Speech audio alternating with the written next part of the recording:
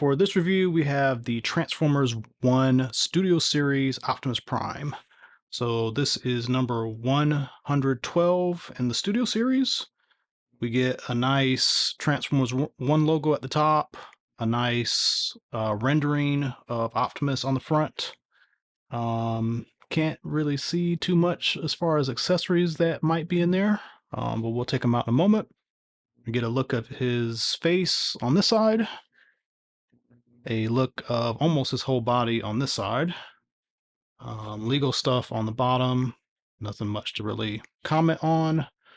And then on the back, we get a picture of robot, vehicle, his feature of holding the Matrix, and he does come with a backdrop. So that is pretty cool. So that is the outside of the package. Let's open him up here. He will have a booklet and typical Hasbro legal document. And then we've got the cardboard insert that he's attached to. And then we've got this nice backdrop with kind of Golden Age Cybertron in the background. And here he is on the card. And he does have stuff in the back. And there is a lot. So we'll go over this in more detail, but Energon-X, special front end to the truck, smokestacks, and a little bitty matrix. So that's the packaging. Let's get them out all the way and take a look at the figure. Okay, so here he is out of the package. And one thing you're going to want to do right up front is put his smokestacks on to complete that look. This is a Deluxe. He is sized like a Deluxe. So here he is with Rodimus. I know Rodimus is not a Deluxe price point, but he is a Deluxe in size. Excuse me, Hot Rod. So I think that's okay.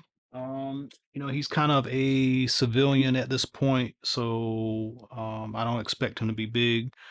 Hasbro did make a big deal about making them smaller so they'd be more affordable. So basically, instead of having a $50, $30 price point to get the main character, they wanted you to be able to get this for, I don't know, what are these, like $20, 20-ish dollars. So he does have a, this clear plastic is painted on the outside, and lift it up and you'll be able to put his matrix in there. The matrix is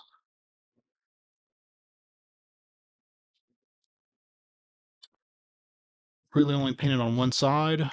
Oh, I guess the other side is painted too. But like they painted the outer structure of the other side, but nothing else. Um, you can place it in the chest like that. He also has his hands engineered in a way as these little slots in the wrist, excuse me, in the fist. And you just kind of push them in, and it's going to take a little work to get it in there, but you can have him hold it. This is me trying to do this very quickly on camera, but you could take more time to pose them up and make it look right. And there is a little hole on the back of this and a peg on the inside, so it just kind of goes in his chest, and that's kind of it. um I do like the way this looks. I don't think this is supposed, yeah, it is supposed to be like that. He's got kind of like this kind of linebacker kind of pose, kind of build, the way his shoulders kind of stick out some. It's kind of cool, makes him look interesting. So he also comes with a clear plastic Energon X.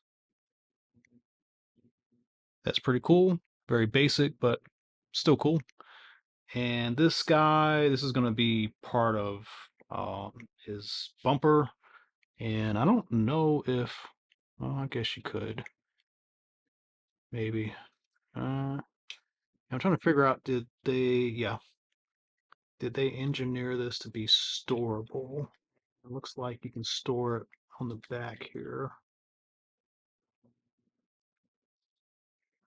Maybe. Probably doing this wrong. Let's see. Yeah, something like that, and then close it up. I can't get it to peg in, but this is definitely a place to store this in the back.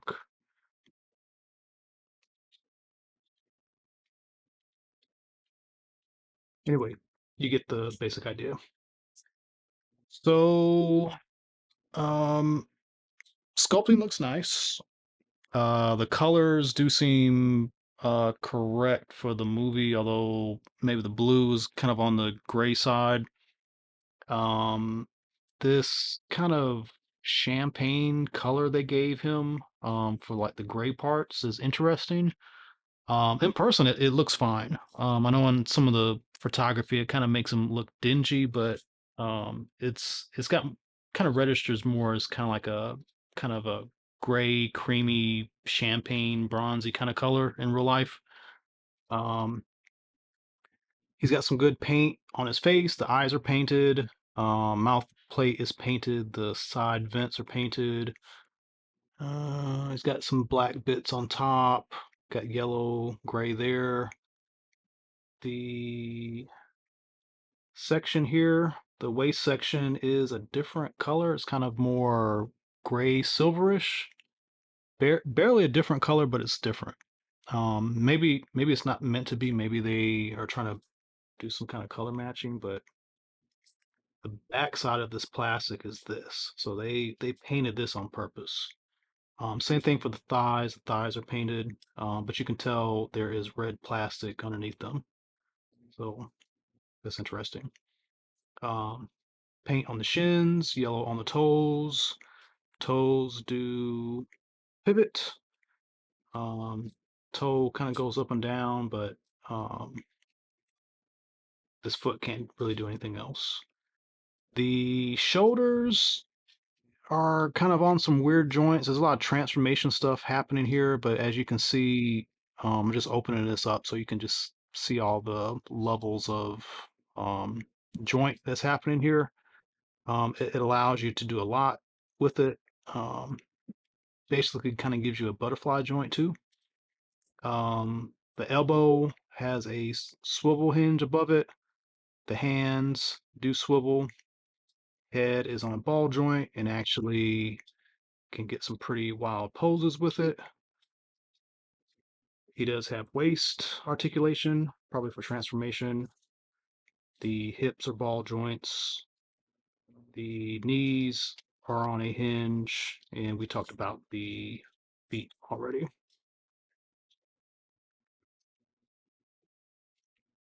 And just to show off the back, cleans up pretty well. Like there's really no hollowness anywhere that you can see. Maybe in a couple places, but they do a really good job of hiding it, making it look like it's part of the figure. So I think that is really cool. This is a really nice figure. All right. So there was a what they refer to as a mainline release, and that is this guy here, and he's even smaller. And there are differences, a lot of differences between these sculpts. So you got to wonder if one might be prototype, one might be, what the final movie was. There could be some weird stuff with like they kind of allude to this in the trailer, but like he's got like a basic form and then it has a more grand form when he gets his transforming cog. So maybe there's some elements there too. But these do strike to be quite different. Maybe this could be Orion and this could be, the fully powered up Optimus. I don't know. But you do see differences in the color. Each of them is interesting and unique in their own way. So there's that just to kind of get a good look. All right, so that is robot mode. Let's get him into vehicle mode and take a look at that. Okay, so here he is in vehicle mode. And to complete his look, you'll take this and add it to the front. And then he's got whatever these things are sticking out in the front. They don't like to stay on. Or really, I didn't bother to put these in all the way. There's a certain way they have to go in. Actually, these go on pretty tight. But there you go with that look. And just to kind of compare him with a, I guess this is a Voyager. This is not bad. It is mostly just Prime, laying down, folding back. Um, but that's kind of what Prime's alt modes generally are to a degree of complexity. Um, it is quite a bit different than the um, main line. And like as far as transformation, they are absolutely completely totally different. There's nothing similar about the transformation other than maybe the top of the cab um spins, comes forward on both of them in a particular way, and then the chest has to do something like all of them retain the windshield being the chest.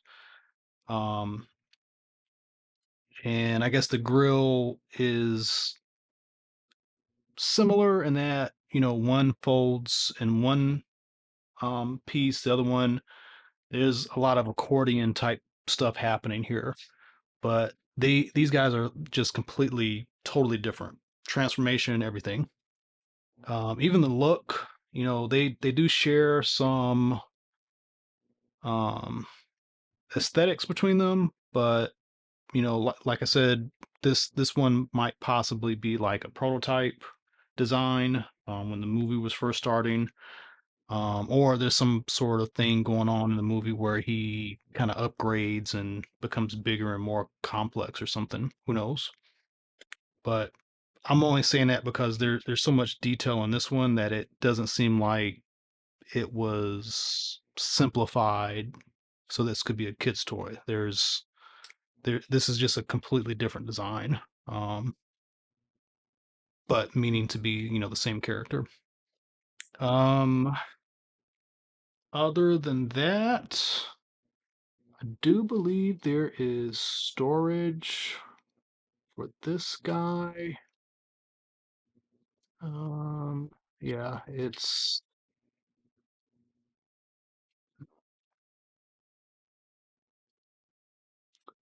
no, you can do some crazy stuff like putting this on top here. Um, doesn't fit in very well, but it does have that peg size there. Something tells me this will fit in here. Yeah, you have to kind of wedge it between these two knee pads at the top. But you get the idea. You can store the axe there too. Overall, this is a nice vehicle. Um, I didn't like the Siege Optimus alt mode very much. I do think this, I don't know if it was done on purpose, but it does have some vague characteristics of what they made Optimus look like in the G1 comic book.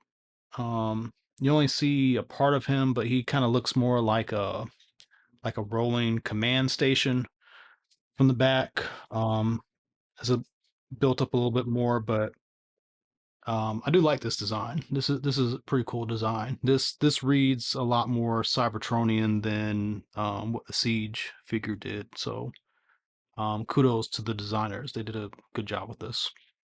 So that's the review. Um, Let me know what you think in the comments. Are you getting this guy? Are you also getting this guy? Are you getting both?